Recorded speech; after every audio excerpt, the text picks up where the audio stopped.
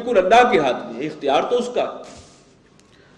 لہو ملک السماوات والارض، اسی کے لیے اختیار اور حکومت ہے آسمانوں اور زمین میں۔ ثم الیہ ترجعون، اور پھر اسی کی طرف سب لوٹا دیے جائیں گے، تم سب واپس لوٹ جاؤ گے۔ وَإِذَا ذُكِرَ اللَّهُ وَحْدَهُ اشْمَأَزَّتْ قُلُوبُ الَّذِينَ لَا يُؤْمِنُونَ بِالْآخِرَةِ، اور جب ان کے سامنے ذکر کیا جاتا ہے ایک اللہ کا، اللہ وحدہ لا شریک کا، اشمئزت قلوب الذین لا یؤمنون بالآخرہ، تو رکنے لگتے ہیں ان کے دل جو آخرت پر ایمان نہیں رکھتے، انہیں بڑا بھاری محسوس ہوتا توحید ایک اللہ کی بات۔ اور وَإِذَا ذُكِرَ الَّذِينَ مِن دُونِهِ، اور جب نام لیا جائے ان کا جو اللہ کے سوا ہیں، جن کے آگے جن سے یہ دعائیں کرتے ہیں، جن کو مشکل کشا سمجھتے ہیں، جب ان کا ذکر آئے اذا ہم یستبشرون، تب ان کے دل کی کلی کھل اٹھتی ہے، خوشی بناتے ہیں۔ یہ ذہنیت ہے، اس کو پہچان لینا چاہیے۔ توحید کا ذکر آئے، ایک اللہ کی بات ہو، کل اختیار کا مالک وہ ہے، حاجت روا وہ ہے، مشکل کشا وہ ہے، تو ان لوگوں کی سانسیں رکنے لگتی ہیں، گھٹن محسوس کرتے ہیں کہ کہاں آ گئے ہیں۔ اور جب ذکر ہو کچھ اوروں کا، ان کی کرامات کا، اولیاء اللہ کی کرامات کا، اور دائیں کا اور بائیں کا، تو پھر یہ ہے کہ بالکل انشراح صدر ہو جاتا ہے، چہرے پہ بشاشت آ جاتی ہے۔ یہ وہی مرض ہے۔ قُلِ اللَّهُمَّ فَاطِرَ السَّمَاوَاتِ وَالْأَرْضِ، کہیے کہ اے اللہ، اے پیدا کرنے والے آسمانوں اور زمین کے، عالم الغیب والشہادہ، اے غیب و شہادت کے جاننے والے، چھپی اور کھلے ہر بات کے جاننے والے، انت تحکم بین عبادک فیما کانوا فیہ یختلفون، تو ہی فیصلہ فرمائے گا بندوں کے درمیان جن معاملات میں بھی وہ جھگڑا ڈالتے ہیں۔ جو اللہ کے ساتھ یہ اور جو پال لیتے ہیں اپنے معبودان باطل، اور ان کو سمجھتے ہیں، اور سمجھتے ہیں یہ سفارشی ہوں گے، اور یہ ہمارے بچائیں گے، اور یہ ہے رازق، اور یہ ہے مشکل کشا، یہ سارے فیصلے جو ہیں پروردگار تو ہی فرمائے گا۔ وَلَوْ أَنَّ لِلَّذِينَ ظَلَمُوا مَا فِي الْأَرْضِ جَمِيعًا، اور اگر ان ظالموں کے یہ جو مشرک ہیں، جو شرک کرتے ہیں، ان کے لیے سب کچھ ہو جو زمین میں ہے، وَمِثْلَهُ مَعَهُ، اور اتنا ہی اور بھی ہو، کل زمین اور اس کا جو مال و اسباب ہے، جو دولت ہے، سب مل جائے، اتنا اور بھی مل جائے، لَافْتَدَوْا بِهِ مِنْ سُوءِ الْعَذَابِ يَوْمَ الْقِيَامَةِ، تو وہ سب کچھ فدیے میں دینے کے لیے تیار ہو جائیں گے اس روز قیامت کے عذاب بد سے بچنے کے لیے۔ وہ جو بدترین عذاب نظر آئے گا انہیں، اس سے بچنے کے لیے سب لے لو، جان بخشی کر دو۔ وَبَدَا لَهُم مِّنَ اللَّهِ مَا لَمْ يَكُونُوا يَحْتَسِبُونَ، اور اللہ کی طرف سے ان کو وہ معاملہ پیش آئے گا جس کا وہ گمان بھی نہ کرتے ہوں گے۔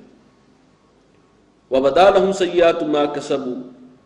اور ان کے سامنے آ جائیں گے ان کے اعمال کے جو برے نتائج ہیں، سیئات ما عملوا،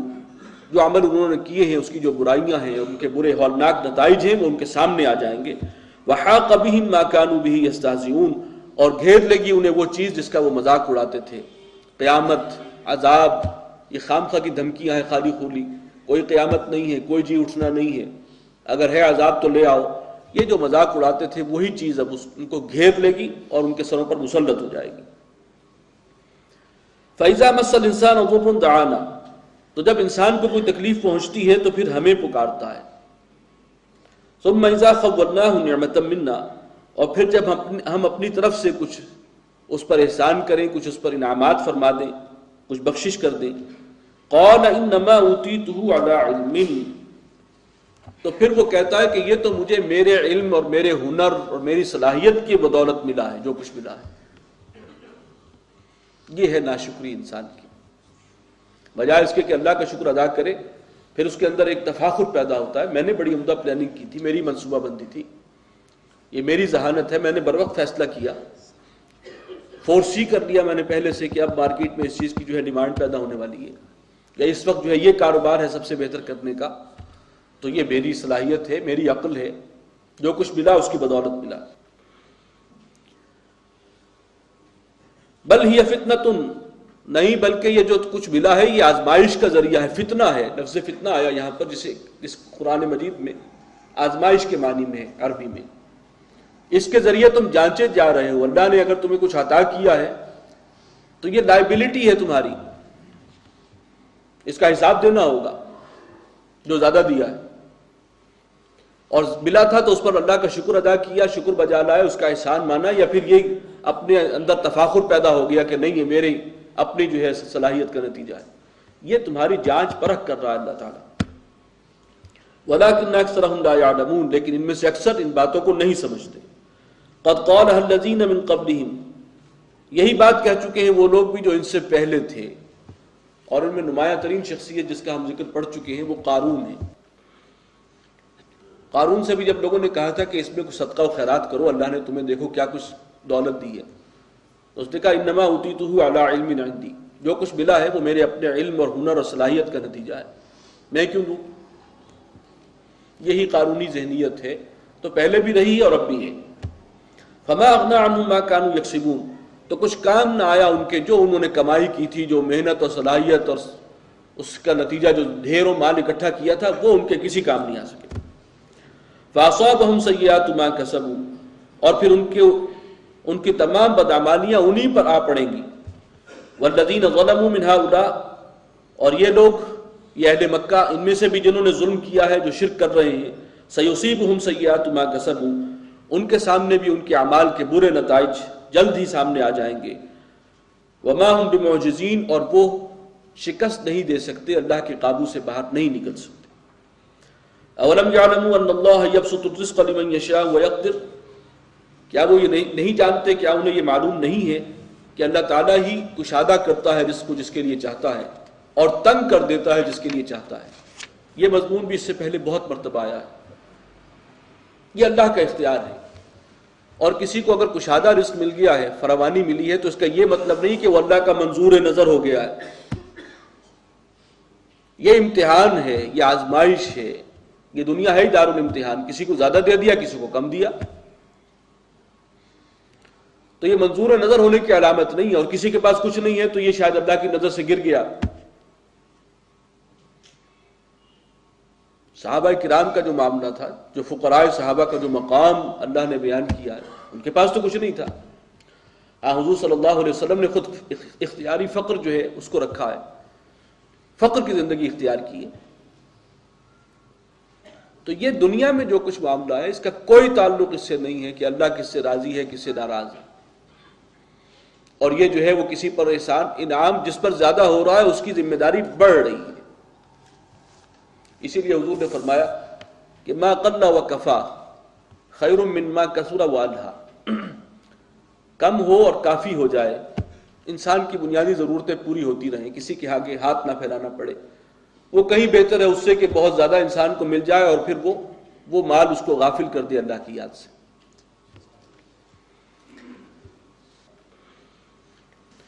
تو کیا وہ نہیں جانتے کہ اللہ تعالیٰ ہی رزق کشادہ کرتا ہے جس کے لیے چاہتا ہے، اور تنگ کر دیتا ہے کہ جس کے لیے چاہتا ہے؟ یہ سب اس کی آزمائش کے طریقے ہیں۔ ان فی ذلک لآیات لقوم یؤمنون، یقیناً ان میں نشانیاں ہیں ان لوگوں کے لیے جو اللہ کو ماننے والے ہیں۔ قل یا عبادی الذین اسرفوا علی انفسہم لا تقنطوا من رحمت اللہ، یہ بہت عظیم مقام ہے قرآن مجید کا، انسانوں کے حوالے سے میرے اور آپ کے لیے بڑی بشارت ہے اس میں۔ اے نبی کہہ دیجئے، اے میرے وہ بندو جنہوں نے اپنے ساتھ زیادتی کی ہے، اپنے جان پر ظلم ڈھایا ہے، جنہوں نے گناہ کیے ہیں، جنہوں نے معصیتوں کا ارتکاب کیا ہے، لا تقنطوا من رحمت اللہ، اللہ کی رحمت سے مایوس مت ہونا۔ ان اللہ یغفر الذنوب جمیعا، اللہ تعالیٰ بخش دیتا ہے تمام گناہوں کو۔ انہ هو الغفور الرحیم، یقیناً وہی ہے جو الغفور ہے، انتہائی بخشنے والا ہے، اور رحیم ہے، نہایت مہربان۔ یہ یہاں پر کیٹیگوریکلی فرمایا کہ ہر گناہ کو بخش دیتا ہے، لیکن بخشنے کا اس نے جو قانون بنایا ہے، جو ضابطہ بنایا ہے، وہ اور جگہوں پر ہے۔ پہلے ہم یہ پڑھتے رہے کہ جو بھی اپنے گناہوں کی معافی مانگ لے اللہ تعالیٰ اس کو معاف کر دے گا۔ اس آیت میں پہلے یہ فرمایا کہ اللہ تعالیٰ تمام گناہوں کو بخش دے گا، معافی کا ذکر بعد میں آ رہا ہے کہ ہاں تم بھی تو کرو نا، اللہ کی طرف رجوع کرو، اس کا کہنا مانو، اس کے راستے پر چلو تو اللہ بخش دے گا۔ اس سے مراد یہ ہے کہ اگر اللہ نے کسی کو توفیق دے دی، توبہ کی اس دنیا میں، تو اس سے پہلے چاہے کوہ احد جتنے پہاڑ تھے